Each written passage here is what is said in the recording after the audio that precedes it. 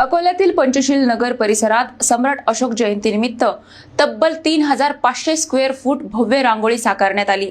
या कलाकृतीमुळे परिसरात उत्सवाचे वातावरण निर्माण झाले असून नागरिकांची मोठी गर्दी पाहायला मिळत आहे।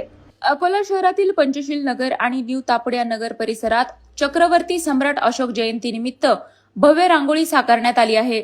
तब्बल 3500 स्क्वेअर फूट क्षेत्रफळावर उभी राहिलेली ही कलाकृती कला आणि इतिहासाचा सुंदर संगम ठरली आहे। प्रख्यात कलाकार हेमंत उपरीकर आणि चंदन गोपनारायण यांनी आपल्या कल्पकता आणि कौशल्याच्या जोरावर ही आकर्षक रांगोळी साकारली आहे।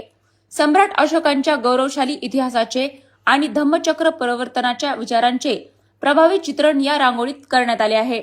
या उपक्रमात संदीप इंगळे आणि सूरज इंगळे यांचेही विशेष योगदान लाभले आहे।